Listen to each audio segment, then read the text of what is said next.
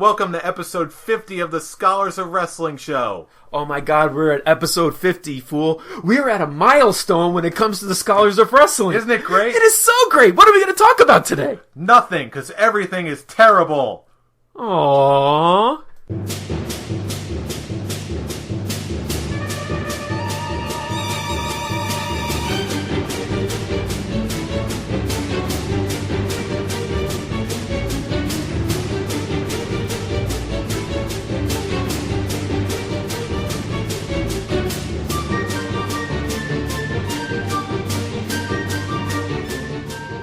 We have risen from the ashes to school the masses. Hey everyone, welcome to another edition of the Scholars of Wrestling show.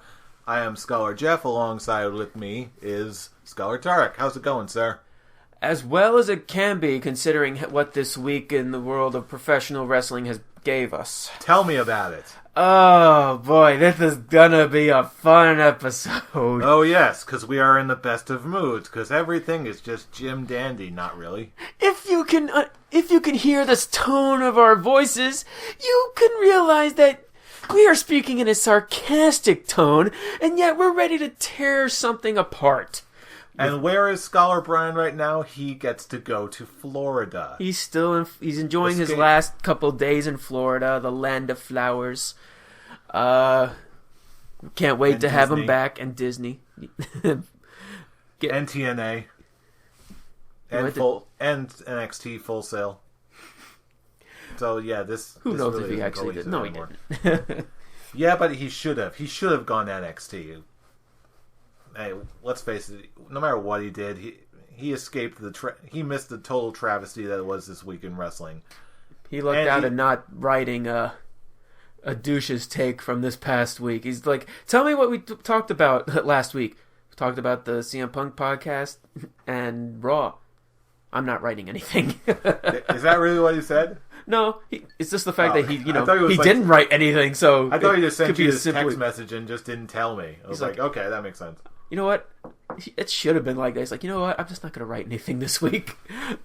That figures. But you know what? Even if you didn't like everything, this was actually a surprisingly eventful week, even outside of Raw. But before we get to that, I think most of this week is just going to be a bunch of little what we call backstage news. Oh yeah, checking behind the curtain just for a little bit in the beginning, and then we're going to go into the big meat of backstage news later in the show because it's such a huge topic to discuss. Oh yeah, big time. But first, let's get started with Heath Slater is in trouble. Really? What did he do this time? Well, according to the arrest warrant that's out for Heath Slater right now, supposedly, sometime, was it last year? 2011. It was in 2011. Yeesh, they're a little slow in the uptake. He supposedly put, quote, a female hotel security guard in a chokehold and she tried to force her back into his hotel room. That's according to Chron.com, CHRON. From what the article is saying right now, it's during the weekend of WrestleMania 27, and Heath Slater of all people. Heath Slater of all people, and we're probably never going to see him on TV again if this is actually true. Yeah, you mean no more Slater-Gator? I will not shed a tear on Slater-Gator. Oh, yeah, we're losing so much with Slater-Gator, but we're losing so much with Slater. I mean, who else are the legends going to come back and completely destroy? When did that even happen? Didn't that happen like 2 years ago?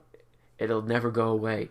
It'll never help Heath Slater's career. He will never amount to anything special because he got taken out by a bunch of legends and got pinned by Lita. He's not going anywhere. The crack of WWE will not get any bigger with the loss of Heath Slater. It just seems really bizarre that of all the people who would do this, Heath Slater? Heath Slater, baby. Woo, one-man rock band. Woo. I wonder if that's what he said any time during that night. I can just see him just totally bombed out of his mind, just trying to mess around, just trying to drag this poor woman into the whole, I'm a one-man band, baby. I'm a one-man band. I'm a superstar. No, you're not. I'm a superstar, baby. You're fired. It's probably like Batista or someone trying to calm him down. It's I bet you if that really happened, he would be as soon as the allegations came up, and if there was any meat to him, he would just be fired on the spot because it's Heath Slater. Should have been traded with Drew McIntyre on that fired list a while back. Seriously, I don't know what's going on. We lost a good wrestler with Drew McIntyre and gained a load of crap. That's Heath Slater. Poor Heath. He's pretty much getting the Zack Ryder treatment. Or at least when it comes to the fans, Zack Ryder treatment, where he's just like, oh, he's such a funny character. We like him. Yay, Heath Slater. And was Heath Slater ever over? Seriously. At least Zack Ryder, he was like white hot for a while. At some points, he was over with the crowd. Even though he was the bad guy. Not like Zack Ryder in his prime levels, I wouldn't say. No, but... why are we even talking about this? I don't know. Why are we talking about the credibility of Heath Slater and Zack Ryder? I love Zack Ryder, but it's just you are completely worthless. I still have your broski headband somewhere in my closet. Yeah, you know you do. Just because there was a time when he was actually, worth something, and then it was gone in a second. Speaking of worth a little something, let's talk about someone who is worth something. Let's talk about Sting. And apparently his contract just being announced, that it's only for a grand total of 6 appearances, one being used up at Survivor Series. My response to this, at least it's more than The Undertaker. Yeah, that's fair. It's more than The Undertaker, and really, he could just be that special presentation. He's already accomplished so much in his career. He's already been that full-time superstar. He is now a legend. Yeah. And not even in WWE, in professional wrestling, period. He could just appear, blow his nose, and walk away, and everyone will go nuts. Yeah, and really, it seems like a small amount, but after I thought about it, let's face it, we all know where this is going. It's going to show up. He's going to show up at WrestleMania to do some sort of big match with Undertaker or someone else of merit or something. It's either going to be Taker or Triple H. And in my opinion, that's all it should be. And then when he finally more appearances outside of that to do stuff. And if anything, he could put over a younger star. Bray Wyatt. Exactly. And he's even said that he wanted to do that. He's wanted to have a little go with Bray Wyatt to help put him over. Yeah, I mean, no matter the way I see it, we can either get the dream match Undertaker versus Sting, or we can get Sting Bray Wyatt. Either or, it would both be good. Mm-hmm. And he doesn't need that many appearances to do it. And since WWE has all of WCW's video library, he could be put in the Hall of Fame, and people won't be like, "Oh, he doesn't deserve it." Now he does. He showed up once. And probably and from what you said, 5 more times, and he's already in the Hall of Fame. Yeah, we're good. Dust hands, done. Yeah. Love you, Sting. Now the question and then he punches me in the face. Yeah. And the question, and Jimmy King's all right by me. But the question I have for you, again, might be a little bit early, but will a Royal Rumble appearance be one of the appearances that Sting has? Or at least, will he be in the match? Actually, I would say yeah. Why not? It's not like it's not like he's gonna win the thing. Kevin Nash shows up every now and then in the Rumble. True. Godfather showed up in the Rumble, only get eliminated right after he came in. Why not?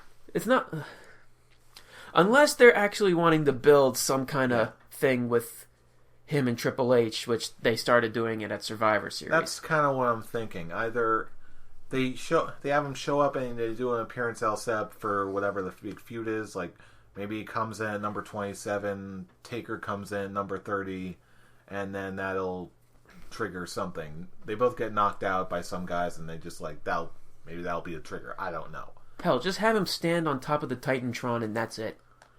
Yeah, with the big vulture again. I love that thing. Just have Triple H talking in the ring when he eventually comes back. You just see Sting standing there. Lights go out, he's gone. That's it. That's all he needs to do. And we'll all go crazy like we were when we were kids.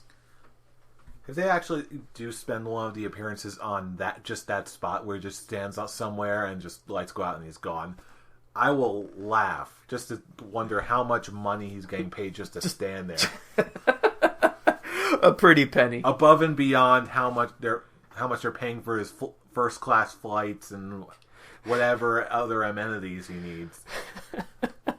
Sting has it made.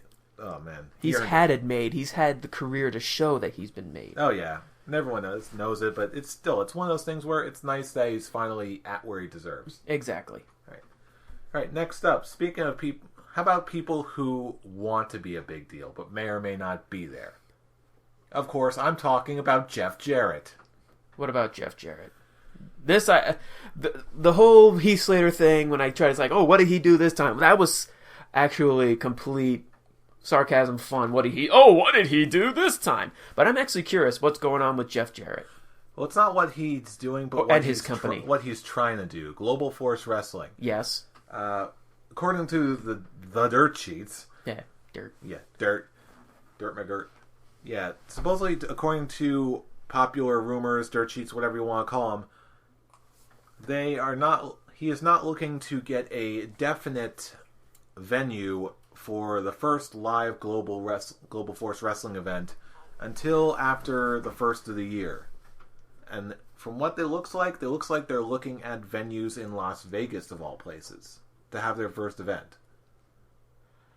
My only response to this is keep it in Vegas. Have it be a special venue, like a normal thing every once in a while, a weekly show, but only there, because he's not going to try and take this against WWE like he did with TNA. I doubt it. Yeah. This will just be. It's like Tom Jones only doing really appearances in Vegas now. He's not doing a tour. He's just the special thing that everyone will come to Vegas to see. A special attraction. Yeah. This is what this is going to be. Yeah, I can. For some reason, as soon as they said Vegas, I can see them doing sort of like what UFC does with Mandalay Bay, and they always have weigh-ins. That's where they always have their big fights. Mm-hmm. How much you want to bet that, knowing Jeff Jarrett and what he tries to do, how much you want to bet that Jeff Jarrett is going to try and book Mandalay Bay? That would be a really cool thing. It would probably just get a lot of exposure, if nothing else. It's like, hey, Mandalay Bay, another big fight thing? Global Force Wrestling, that sounds what? That sounds odd. Yeah. Let's check it out.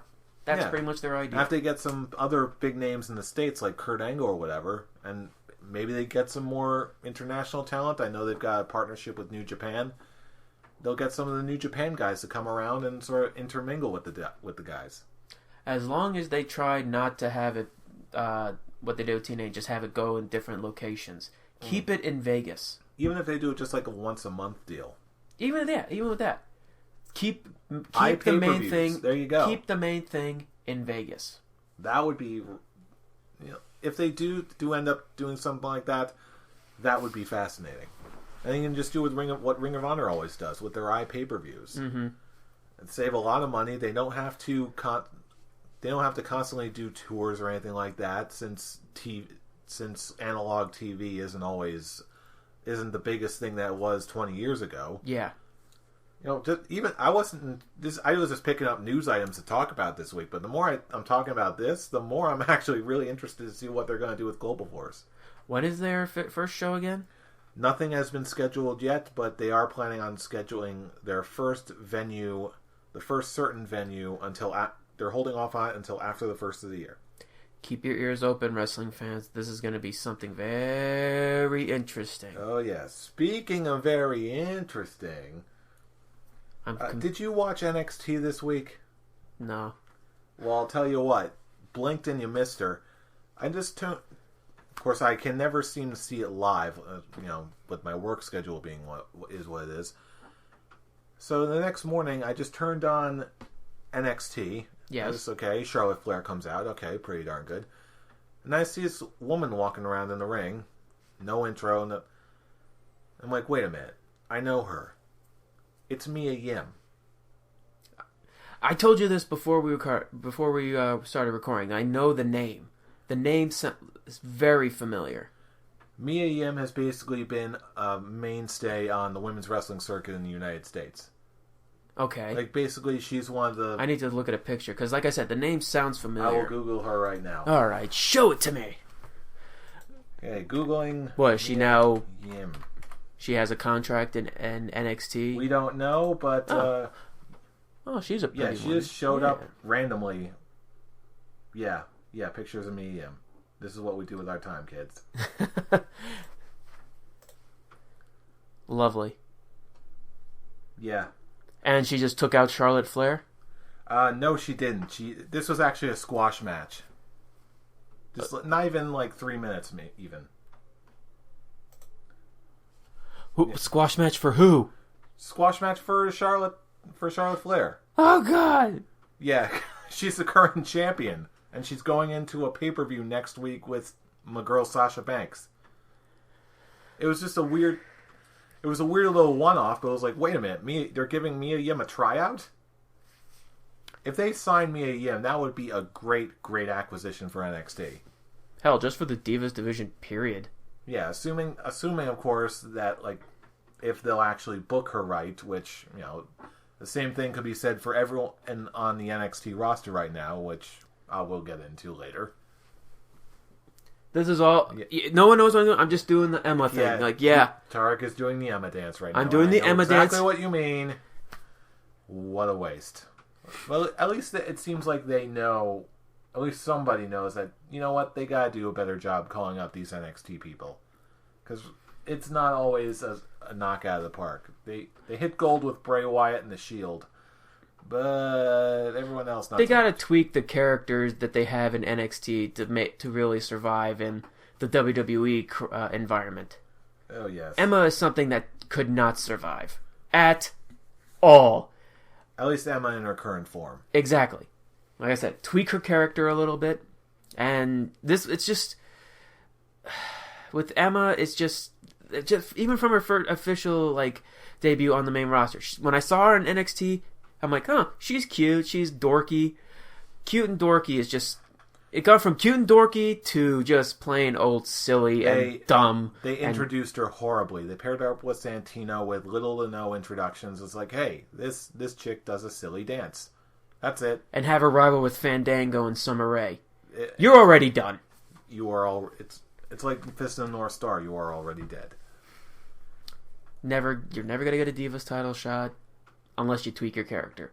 Something similar like what Molly Holly did. She debuted cute, who can really wrestle, and then she did that heel turn, and actually became something serious until they threw the granny panties on her. It's heel work. It was fine. Either way, going back to the current product, I know we were talking about this earlier, right before we started recording. They changed the name of the next upcoming pay-per-view. It is no longer TLC, Tables, Ladders, and Chairs. It is now TLCS, which is Tables, Ladders, Chairs, and Stairs. Do they really just want to take out the oh my part? It's no longer clever anymore, but at the same time, they've been doing that for a while. It's kind of stale. They did. I like what Bray Wyatt did this past week on Raw with the whole. It was like tables, ladders, chairs, and you hear the fans chanting, "Oh my! Tables and ladders and chairs! Oh my! Tables and ladders and chairs! Oh my!" And it did that smooth as buttered Bray Wyatt. Oh my! I eat a world.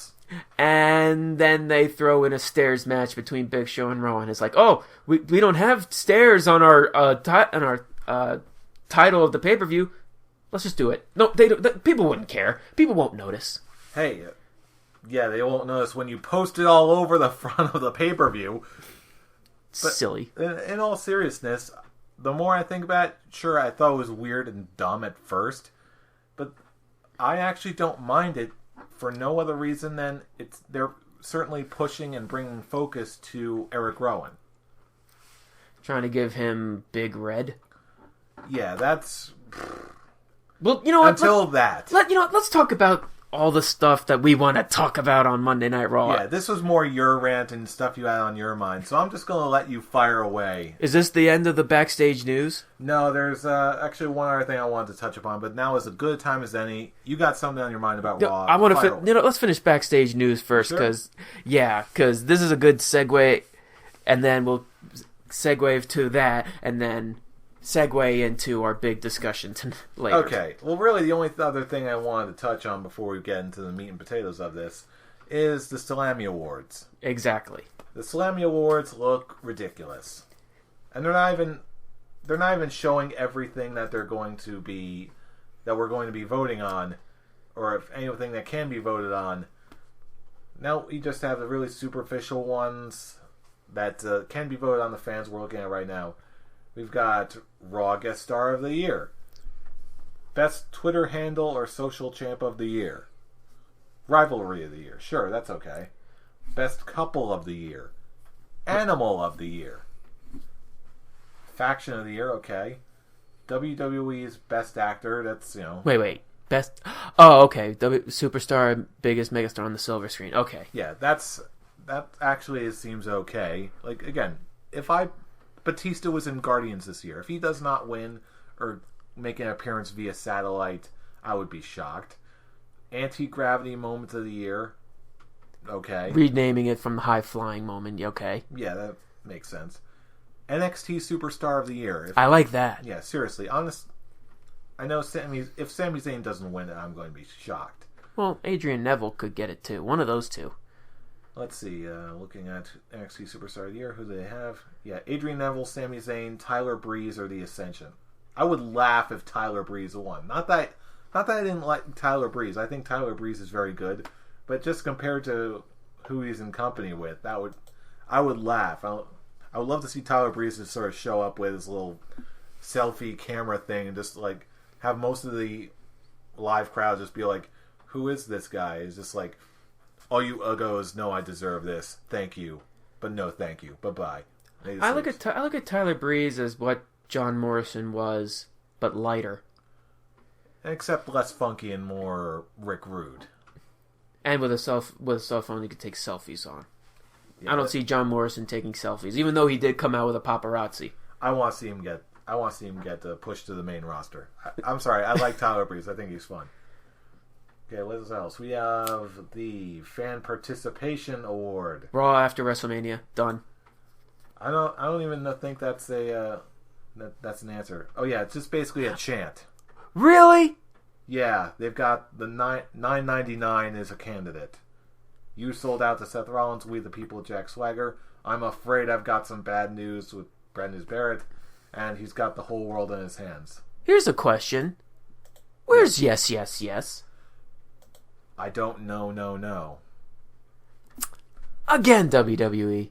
Again, shafting Daniel Bryan. Anyway, continuing. Speaking of which, Double Cross of the Year. How convenient. Hashtag of the Year. I didn't even see this one. They must have just added this one. Oh, no. Yeah, hashtag Occupy Raw. Hashtag RKO out of nowhere. I think that's going to take it. That actually might win. Hashtag Moscow Moose Knuckle. When the hell did that happen? The segment with The Rock and Rusev.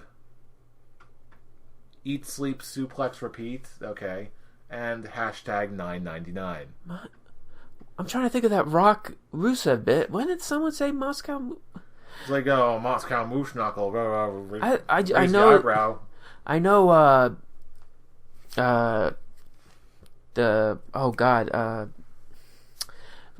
Which vodka was it that's jammed up for Putin?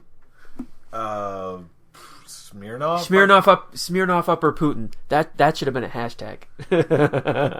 That is not PG. Neither is The Rock. Yeah. Breakout Star of the Year. Let's see who they've got for this one. I don't think I've checked out this one either. Rusev with Lana, Roman Reigns, Paige, Dean Ambrose, or Seth Rollins. This one could be interesting. I'm hoping that the support is big enough that they're going to give it to Dean Ambrose. But I've got a really bad feeling they're going to ring it. They're going to rig it in favor of Roman Reigns. I think so too. Because I really don't trust WWE. Like the voting thing, I really don't. Okay, Tag Team of the Year. Probably the last of the real credible ones they've got.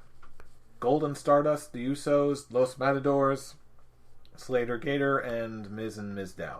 Gee, I wonder who's going to win this year. I wonder who will take Tag Team of the Year, he says sarcastically. When I say rigged, you say rigged. Rigged. Rigged. Rigged. Unnecessarily rigged. Pyro. Nothing against the Usos. They are good. They're just... Yeah, they earned it. Let's be real. But again, you can tell when a poll is one-sided. And last but not least, the Tell Me You Didn't Just Say That award. Nikki tells Brie she wished she died in the room on Raw. Paul Heyman raps on John Cena on Raw, which I don't even remember. Chris Jericho insults the Authority after Stephanie's arrest on Monday Night Raw. And The Rock insults Rusev and Lana.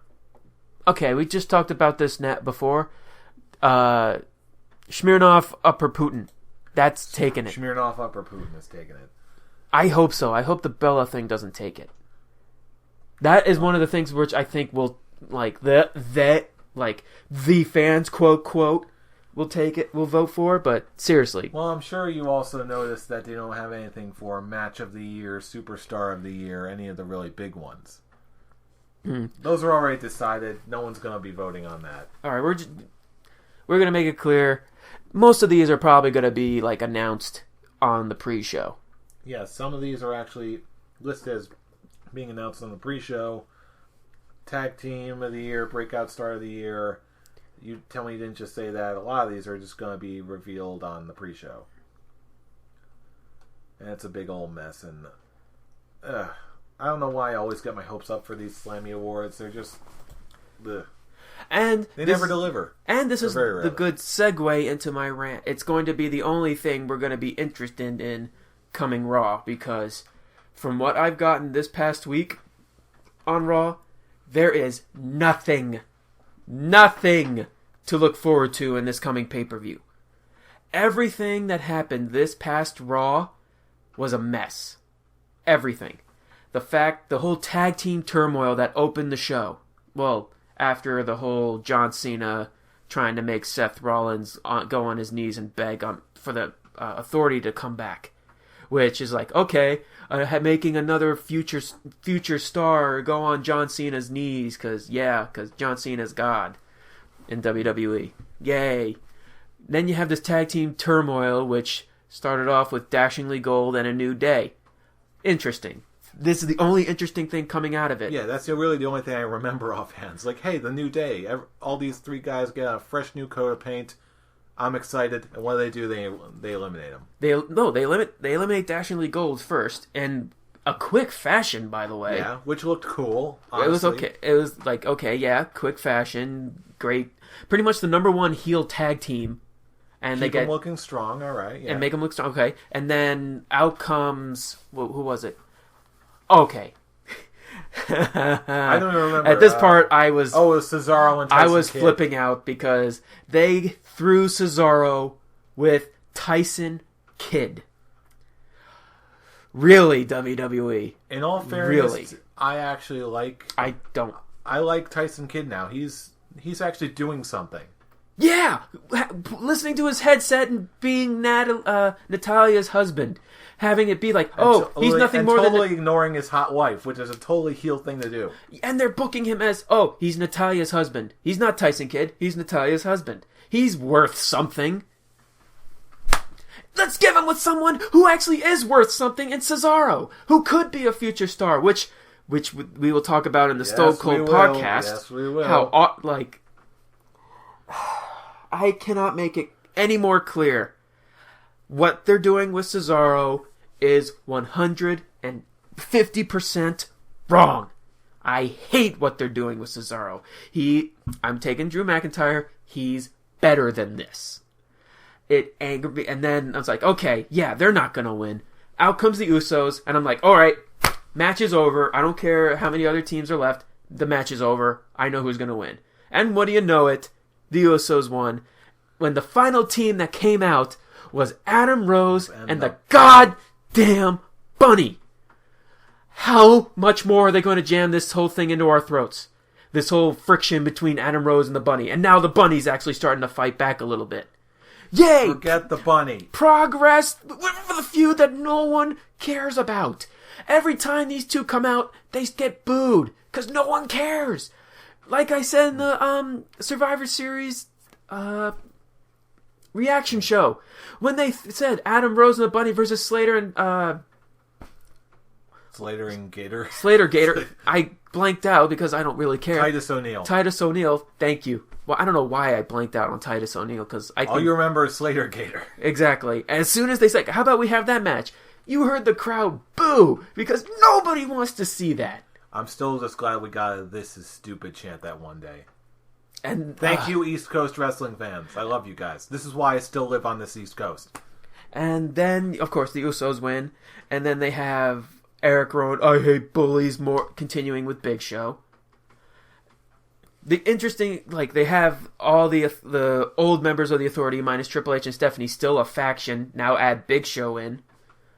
Okay, is this really going anywhere? I don't know. I honestly don't care anymore. They keep ignoring the anonymous Raw GM because it's just more. All it is a computer. They should do more than have Michael Cole because, yes, Michael Cole is still hated, but they're trying to push him as a face commentator. And when every time the Raw GM thing comes out, people are booing it. Next thing they have to do the da-da-da, Raw GM symbol comes on the screen. Have the voice.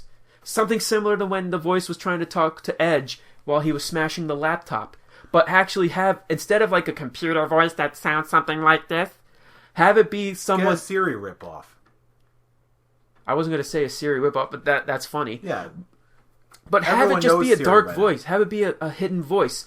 Have someone talk, yet their voices are covered, so you can't figure out who it is. For a second there, I thought you were going to go into an impression of, what's it again? Oh my. George Takei. It is unavoidable. Manager. This is George Takei coming at you live at WWE Raw. Oh my. But no, all joking aside, I'm actually Tonight, pretty... in the main event, Eric Rowan and John Cena versus Big Show and Kane. Oh my. Every single storyline that they're having that they're building for TLC has no story to it. All these matches, except for Dean Ambrose, and Bray Wyatt, because that's the only match we're looking forward to. Are we looking forward to John Cena versus Seth Rollins just so we all know that John Cena is going to win? Because I saw you wrote down on the notes for the show on Randy Orton coming back for TLC, just so they can have this feud with Seth Rollins and Randy Orton. That's exactly what they're gonna do. They're not gonna drop John Cena going after the title again because they want to see John Cena versus Brock Lesnar 3. They and not everyone else. That's why I only said they want to see it. And so we already know the outcome to a match that we don't care about, and the only match we do care about that has all the TLC and possibly stairs now since they had to add it in with Bray Wyatt and Dean Ambrose. The only feud that actually has story. Eric Rowan could have had a potential feud with Luke Harper after Survivor Series, have former Wyatt members facing each other, and I told you how it could have stemmed from Eric Rowan going up to Luke Harper after he won the IC title saying that you have become the machine. That would have built on something. It would have given Eric Rowan a fight other than just fighting Big Show that he's a bully. In this only defense, this match is just going on the whole momentum that Eric Rowan has right now, which I'm shocked that he has, but I like it. I like it too, but they're giving him someone who isn't as athletic as he used to be. Big Show actually was a big athletic guy. True, but not anymore. It's just the only way it could work. Eric Rowan running a whole show. I hope so. I hope it's that. Plus, I do have one other thing that I think you might like. Because everything is panning out this way, one of the other matches that we're getting on the card is for the Intercontinental title. Luke Harper versus Dolph Ziggler in a ladder match. Think about that. That's the other match that I'm looking forward to, but it is only because Dolph Ziggler has his rematch clause. Luke Harper and Dolph Ziggler never had a story building up to this, and they probably won't have anything after. Well, they did have that leading up to Survivor Series, so but that's because they were on separate teams. They were facing against each other on Team Cena and Team Authority. And Luke Harper did take the Intercontinental title off of Ziggler. I get what you're saying. It is very, very minimal, and it's sort of rushed, and it is.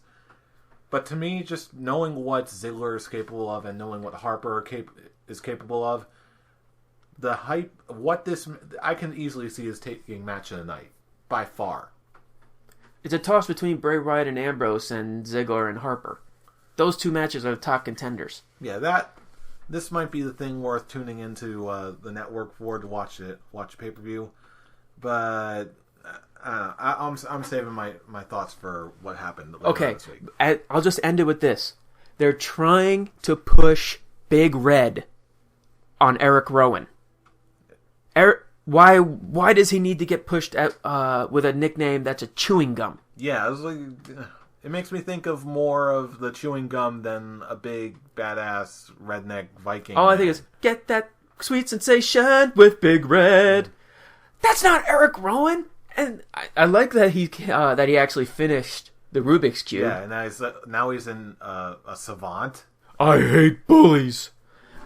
Don't give him the whole Ryback thing.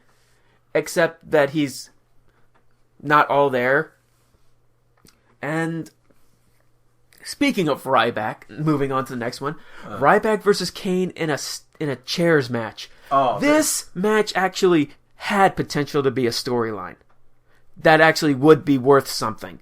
Have you seen the photo that the publicity photo that they're trying to push for this match? Please, no. What is it? It is so ridiculous. I'm pulling it up now. Kane and Ryback just look bored. Bored and frustrated. Hold on, let me find it. Yeah. Oh, Kane does. Ryback looks... Ryback has that Ryback face. Kane is just like, I'm here. Yeah, Kane looks exasperated. It's like, I'm here for another paycheck. Are you really doing this? Like, really? Come on. They actually could have done something interesting on this, because they actually stemmed it in the Survivor Series build-up that they were talking about Ryback being the new monster of WWE, which got under Kane's skin. And they could have actually built on that with Ryback saying that you used to be a monster, but now you are just a... bully. You're... I know. I had Why'd to you say have... it. Oh, okay. Ryback is You know fun. what? I'll golf clap that. Touche. By the way, Ryback is totally in the running for Internet Champion of the Year on the Slammies or whatever you call it. So, Ryback 99, Ryback 22, whatever the hell he is, vote for him. I want to see the big guy win a Slammy. If it's actually valid at all, why not? They could have. Okay. I'm sorry. I'm sorry. Did I break your concentration? No, but it's just ridiculous how this is stemming from nothing now, except a whole little confrontation while Kane was quote quote working at the concession stand and calling him stupid. They could have actually had Kane just walking backstage, not have him show up to be thrown in the concession stand for Daniel Bryan. Had him walk backstage and be like, so, how does it feel not to be what you used to be? You're not the monster. You're looking at the new monster of WWE. Then they would clash, and it would actually give Kane a reason to pull out the mask. Which is something that is the harness of all his quote-quote evilness. You mean you didn't like Concessions Kane? I hated it! It was a joke! I knew you were going to do that. It was a joke! They had him acknowledge that he's a fan of Larry the Cable Guy! Okay, yeah, that is pretty bad. Oh my... Yeah! If you're not realizing how big this crap that they're giving us on WWE, what more can you give? Because other than that, that's it. More continuing them dominating over the former Authority members. That pretty much, this is the end of my rant. You have nothing to build for this pay-per-view. You have nothing to gain our interest. What is other than Dolph Ziggler and Dolph Ziggler, Luke Harper, and Bray Wyatt and Dean Ambrose? What are these what stories are gonna get from this pay-per-view? Filler. You shouldn't have filler. You have to build these superstars, which is leading with Vince McMahon's. Only to I'm convinced it's just. There's a lot of filler matches, quote unquote, just because we're leading up into the Royal Rumble next month, which can totally change everything and throw everything on its ear. And it leads to the whole what Vince McMahon said in the Stone Cold podcast, which we will talk about later. Is he's not so much wrong, but it's because they're not doing something that makes him sort of right. Let's face it, we're going into that right now anyway. All I can say is you have opportunity to actually build your stars with this pay-per-view, and you are doing nothing with it. You are throwing together matches just so you can fill this card. You had potential in actually making this card interesting, and they are not doing anything to. You're looking forward to Raw this coming Monday just for the Slammies. And it shouldn't be, that should be a part of it, but you should be wondering, okay, what's going on with our feuds for guys that we like? Well, I know we're going to be touching upon that for the rest of this show. Okay, so rant over. I'm going to go drink some clear liquid to help calm me down so we can move on to the big discussion. So obviously, the big news for this week was the Stone Cold podcast, which actually turned out to be a lot better than I expected. It was a lot better than Raw. Yeah, seriously. It really was. Just because of course, if you've been watching the Steve Austin show, Stone Cold is a very good interviewer. He's actually engaging with his people. He really does pull no punches. I was a little concerned that he was just going to sugarcoat everything for his Stone boss. Cold doesn't sugarcoat. Who are you kidding? Yeah. Well, there's Steve Austin, the guy, and then there's Stone Cold Steve Austin, the WWE employee. I was really shocked and pleasantly surprised by how deep they went into everything. And they also did talk about Punk. They addressed CM Punk. They obviously know about everything that's going on.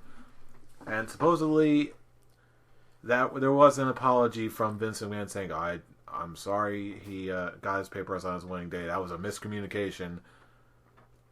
Meanwhile, part 2 of CM Punk's podcast, he said pretty much right off the bat, yeah, I appreciate the sentiment, but I don't think it's sincere at all. If he wanted to, he's got my number. He could have called me, texted me, something. He did none of these things. So, appreciate the sentiment, but I don't believe the apology. The funny thing is, even though CM Punk doesn't believe the apology, I kind of do.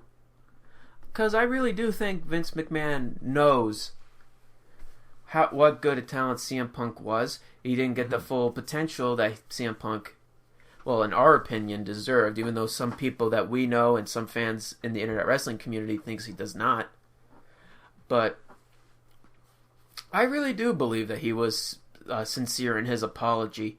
And Vince McMahon, yeah, and with Vince personally and Vince alone, I believe that it was generally sincere. Sure, a lot of his answers were corporate answers. They were corporate answers. They were.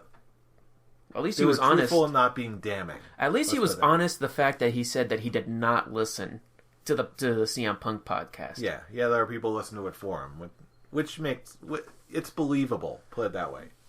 If there was anyone who I would believe that would actually mail him his release forms on his wedding day, I actually think it would be Triple H and Stephanie more than Vince McMahon. I don't think it wouldn't shock me if that's the case. If it was Vince McMahon during the Brett Screwed Brett era, I would believe it. He would do it. But I now believe that Vince would want to not be that kind of person he was. He would still. He's older. He's wiser. And he's more mature. He's even acknowledging he's a shy guy on the show. Even though Austin laughed at that comment, I believe he's shy. If you're like in a small crowd, he would just want to sit in the corner and not say anything. Nondescript unless approached. Exactly. which makes me want to meet him even more. I would love to meet Vince McMahon. You know what? Of course, it's no secret. I'm taking a master's level course for counseling, and in one of my psychopathology courses, there was some speculation on which celebrities have certain mental disorders. There was some talk that Vince McMahon had narcissistic personality disorder. And me and the one other guy who's a wrestling fan, we were actually seriously giving us some thought. We were going down what we know about Vince McMahon, looking at all his past history. Okay, he's got this. He's got criteria A and subsection B. Okay, and in my personal opinion, I don't think he's got a disorder. I just think he's severely out of touch. But I do not think he can officially be labeled as have a narcissistic personality disorder. Oh yeah, I think. But again, I am not a licensed professional yet. Well, I believe so too. I do believe he's out of touch. And you believe? I do believe. I do believe he is out of touch. And the most perfect example, no shock from me, you people listening, Cesaro. Fire away at this. I know you want to talk about this. When Stone Cold said, why is Cesaro being pushed the way he is? And he says, and Vince was saying that he does like his look, he likes his ring style, he just lacks the charisma and connection with the crowd. My immediate response, I actually had to pause the interview and be like, do you not remember what happened before WrestleMania when he was with the Real Americans? He was the reason people were cheering for the Real Americans, who were at the time is a heel tag team. Everyone loved Cesaro. They were cheering for Cesaro. They had Cesaro section signs in the crowd. They were chanting Cesaro, Cesaro. They gave him the swing, which everyone loved watching him do because he was so strong. He can swing the great cheese. Did he swing the Big Show? He swung everybody. He's a swinger. Did he swing the Big Show? I'm pretty sure he has. Because I remember, at one time they were hinting at it, and Big Show countered out of it. But if he did, then yeah, he every time he landed a swing on someone, everyone was counting. I saw in a video of the top 10 maneuvers in 2K15.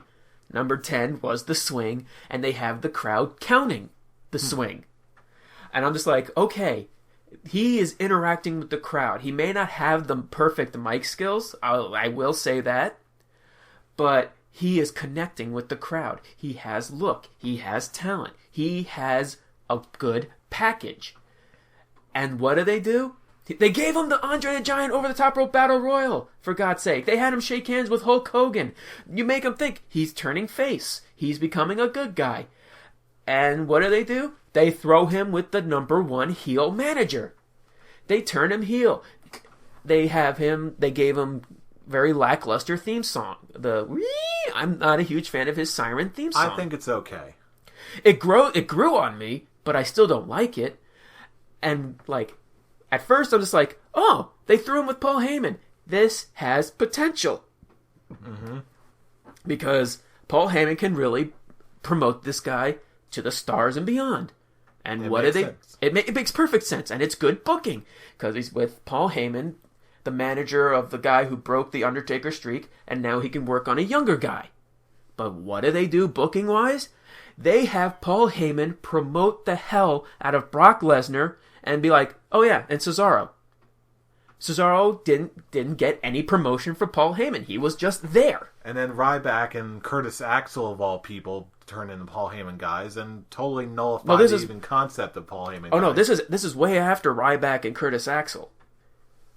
Ryback and Curtis Axel were gone from Paul Heyman guys. Well, if that's the case, then even then, the whole concept of Paul Heyman guy being a Paul Heyman guy was even... It hurt it. It hurt it, yeah. Because you're wasting your Paul Heyman's time talking about Brock Lesnar and the streak, which, yes, he has done that. He's like, Brock Lesnar beat the streak, but now I look, as much as I love Brock Lesnar, I also want to look to the future with Cesaro, the man who won the over-the-top rope Andre the Giant Battle Royal, and promote the hell out of Cesaro and have him book as a top dominant heel. something similar to Rusev. Not as an anti-American thing, but just as dominant. Mm-hmm. It would have been perfect booking. And he would have gotten him over. And would have gotten him over. And I wouldn't say make him yes, he's with Paul Heyman as a heel, but keep him as kind of the anti-hero thing. Similar to what Austin became before he was his match with Bret Hart. He was getting cheers, but he was being the heel. But don't have him do heel qualities. Have him be Cesaro, still doing the King of Swing, which they did start promoting, and then it went to nowhere because they stopped promoting it because they took the swing away because that was getting cheers. He wanted him to be a heel, and then they took away what got him over. So how is taking all this away and not promoting him, not connecting with the crowd? Because you're not letting him connect with the crowd. I have an answer for that. Of course, just setting everything up in the explanation. Of course, we did get CM Punk's response on all of this. We got a part 2 to the whole podcast thing. Did he respond to this? Not on the second one, but it was a recurring theme with both podcasts that, you know what? WWE is fundamentally flawed as far as a power structure. It's mismanaged. You mismanage your people. You've got a whole legion full of writers who are writing terrible dialogue, who are sending everyone every which way creatively. There's very, very little cohesion. If you'll notice, I know I've spoken about WWE doing retconning their history and going back and fixing things, them being very good at that, but that's the only thing that they do. They're way better at revisionist history than they are with getting it right the first time. As a fundamental, I believe, this is my honest, unfiltered opinion, WWE is fundamentally flawed as a corporate entity, as a creative force. They do not have any sort of cohesion as far as their overall superstars and on their talent roster, with the exception of a few handfuls of favorites that like your John Cena's and your protected talent. Everyone else, they couldn't even care, and they don't. They're just okay. They're talented, but we don't really know what to do to them. So that's exactly what I believe is happening to Cesaro. Everyone has all these ideas about what to do with Cesaro, and Cesaro, being the good worker that he is, wants to do what he's told, but keeps getting told new things every single month, and there's no cohesion, and people wonder why he doesn't get over. And continuing on, they have him respectfully leave Paul Heyman to try and join up with Triple H and the Authority, which is another interesting idea. Sure. Sure, it keeps him a heel, which is the dumb thing to do because people are still liking him. I like him. And again, it's just having him lose and lose and lose to a point where it's just, you see Cesaro in the ring, you're just like, how's he going to lose this time? Yeah, it hurt. It's It's insulting. And what you were saying about the roster and the whole selected handful is what Vince McMahon talked about in the Stone Cold podcast. He says that no one in today's roster has that it factor to reach for that brass ring. The last one to do it was John Cena. And the last person to do it was John Cena. Vince. Exactly. BS. As soon as he said that, I'm just like, that is bullcrap. And did you see the look on Austin's face? He was just like trying to bite his tongue. I was like, really? Are you kidding me? I was so... And I was like, yeah, there is not that many people. I don't mean to cut you off, but I gotta get this out. And even more so when Vince said that, it's more about the superstars than it is about the title. The title doesn't matter as much. Stone Cold had this look on his face like, are you kidding? Are you absolutely kidding me right now? Go take your alpha brain. Get off my podcast. Exactly. Everything, most of the stuff Vince McMahon was saying just made him so... And he said that he's like, people are saying he's out of touch, but I'm not. I'm like, with what you're saying, you are so much out of touch. You are out of your mind to think that there's no one in today's roster that has that it factor to try and reach for it. I can name 5. You have guys like Zack Ryder. Sure, he's not going to be world title material, I don't think. But still, he gets over on his own, and people do cheer for him. And you bury him. And you destroy his career. To a point, like, Zack Ryder is giving up injury updates, and I'm just like, injury updates? You're on TV? Since when did you get an injury update? Because you're never wrestling. And it's not even just him. We talk, again, if anyone who listened to CM Punk's podcast, again, we were listening to that one segment about, he would go ahead and come up with all these angles when it was red hot. Boom, he gets fed to Triple H. Totally wasting everyone's time. He gets a sponsorship deal with Slim Jim. He could have been the next Randy Savage, the next Slim Jim guy. Like, F you, eat a Slim Jim. It would have been great, but then they wasted on Eve Torres, Big Show, and Rey Mysterio, which we were just talking about. It was the most arbitrary choice in the world. And it made the Slim Jim commercials look completely stupid. Yeah. Look, I understand what Vince McMahon was trying to do in this podcast, trying to save face, be corporate. But then CM Punk just comes back on The Art of Wrestling with Colt Cabana, totally refutes everything. He gave all these different examples about how screwed up and subversive the WWE corporate system is. And I'll be honest with you, that was probably the most depressing thing I've heard in like the past month. What Vince was saying? No, what CM Punk said. And that no one even bothered to refute or rebut in any way. Mm-hmm.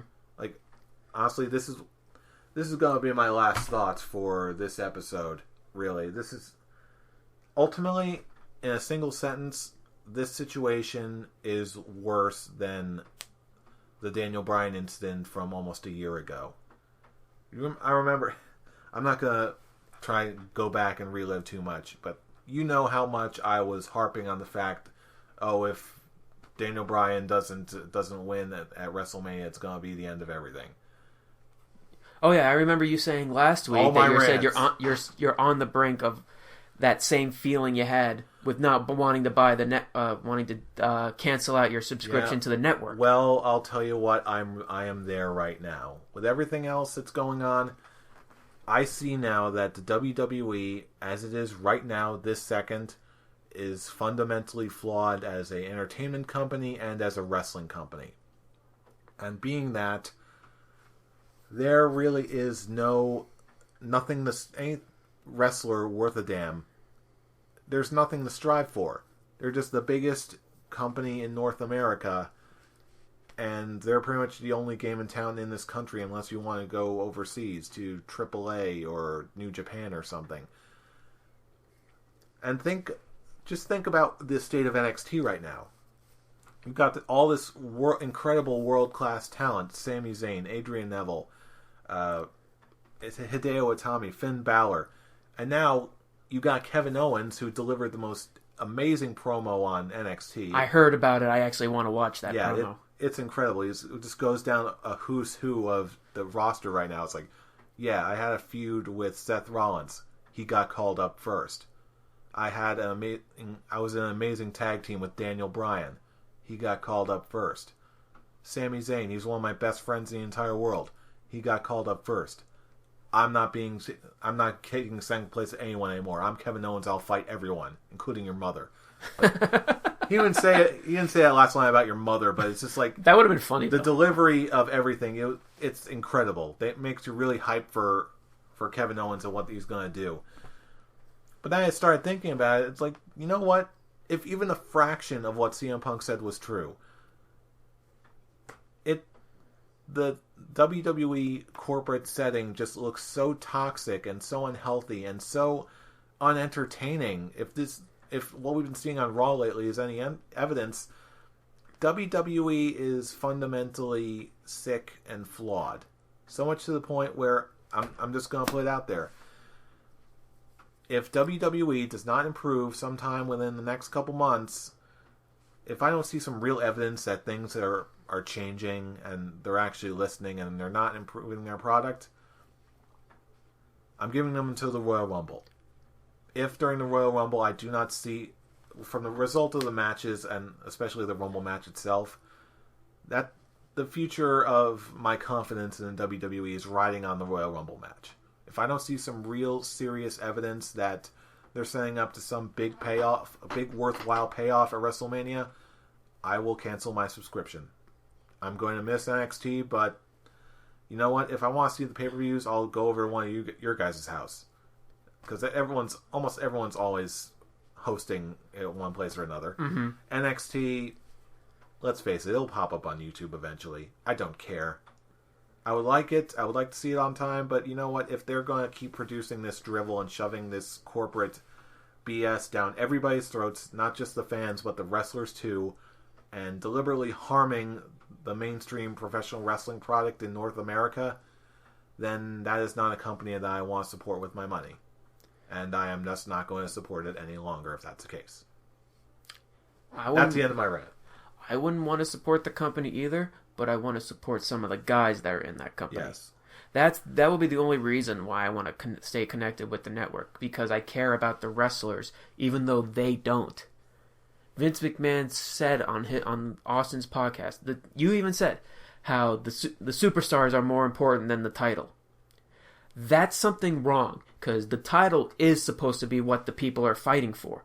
It's the title that makes the superstar become something special. But with you, Vince McMahon, the chairman, the owner of the company, saying that it's the superstar that makes who they are, not the title.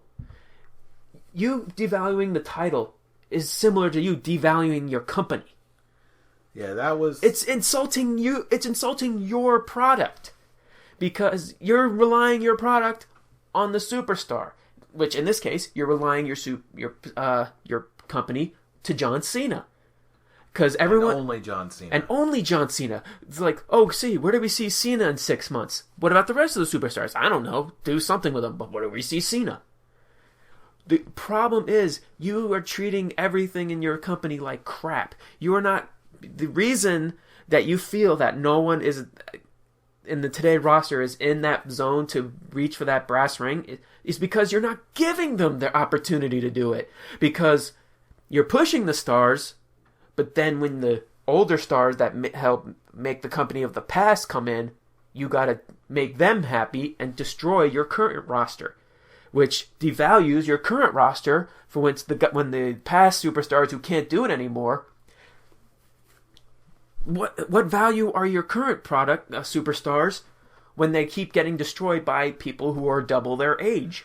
There's actually an article on Cracked.com of all places. Like, the top 5 things that are wrong with American professional wrestling today. They gave a great analogy here. Some about some promotion in Mid-South, some really obscure promotion that I can't think of right off the top of my head. He's like, this promotion instead of pushing younger, fresher stars, they just keep trotting out the old tired has-beens and pushing them instead. This promotion is no longer around. WCW, instead of promoting any other new talent other than Goldberg, they just kept trotting out the same tired old has-beens and veterans who are slowing down. WCW is no longer around. What does this mean for WWE? That the fact that they're doing the exact same thing. It's not like... That's the point. As what as what Vince said, not letting the inmates running the asylum. It's the inmates working with the asylum. The older inmates working with the asylum to promote them. And the little guys are just the little guys. The guys who will eventually become the new superstars. Like... when CM Punk talked about how it would have been a triple threat match, to be perfectly honest, I think it would have made a lot more sense if you gave CM Punk the win over The Rock as a hand me down the, what's the right term? Wow, I'm blanking on passing the torch. There you go. Because when the whole passing the torch to John Cena, why? John Cena's already established on that level. He doesn't need the torch. In many cases, he already had the torch. We know that, but the corporation doesn't know that as a whole. So with them having the CM Punk, it would have been a bigger passing of the torch, because he's a younger guy. He's leading into a new era of people who want wrestling with entertainment, not entertainment with wrestling. And that's what's wrong with WWE right now. They are worried so much with the entertainment. They're releasing the Flintstones movie with WWE. I saw the trailer. And they still have a likeness of CM Punk in there, and that means they're going to have to send him another royalty check. And it's even better. He's the villain. He is the bad guy. I looked at the trailer. I'll tell you what, this had better be, if this is not the biggest, most elaborate work in the history of mankind, then, you know what? Then the WWE is just incompetent beyond all belief. With how much they're trashing on their current roster, relying so much on a past roster, who most of the past roster really doesn't want to do it anymore, but they just come in because they're like, oh, you still love me? I'll do something. Fine, I'll get a paycheck out of it. Who do I have to beat? It's not even like, who do I have to face? Who do I have to beat? That's something that's wrong. That's something that needs to be fixed. And with Triple H and Stephanie, I do see some hope. Some. No complete hope, because I think they will just continue what Vince is doing. As linking back to the past, not really worrying about too much about the future, but the future has to bow down to the past.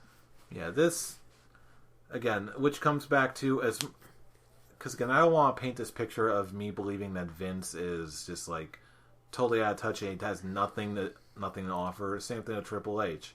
I may disagree with a lot of Triple H's decisions, but he did and does bring a lot to the table, with especially with like the performance center, his role with talent relations. There's a lot of good that he does, but it goes beyond just Vince and Triple H. There's so much that's wrong with the infrastructure of how WWE as a corporate entity runs, and the decision-making process between all the... It's not just sponsors anymore, it's shareholders and all that. The cornucopia of people who write for TV who don't know what wrestling is or how that's supposed to work. I mean, again, we call ourselves scholars of wrestling, but even then, there's only so much we would be able to do in a corporate environment. You need someone who's A, knows wrestling, and B, has experience writing for television. And that is such a rare thing. It's this... Again, that's another conversation for another time, but again, I think you see my point. My point still stands. If something does not change soon, if we don't get some good, strong, hard evidence that, you know, something is fundamentally changing with the course of WWE, if we don't get that by the end of the Royal Rumble, then just watch it. We're probably going to be with each other on that day. I will have my iPad with me. If the Royal Rumble is not met to my satisfaction, or if it just ends in another BS ending like it did last year, I will open up my iPad, I will go to www.com, and I will cancel my subscription on the spot, and I am going to go to bed. You heard it here on Scholars, folks. We are recording this. We have proof. We have the promise. I dare you. I double dog dare you, Vince. Make me cancel my... You're going to lose my $10 a month. I know it's going to break you. All right. My $10 is on the line. I'm going to close the show with this last thing. Vince, look at George Lucas. Look at what he had with the original Star Wars trilogy, and how he felt about corporations. And now look how he was when the prequels came out. He became the corporation, and he took his product and made it to a thing people hate. People joke about. People insult. It became a punchline. It became a punchline. Exactly. Don't turn into George Lucas. That's it.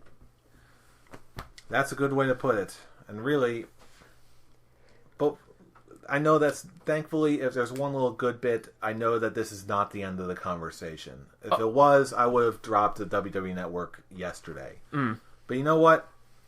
I know the conversation still goes on, especially on the internet, which brings us to you lovely people listening to our show on YouTube.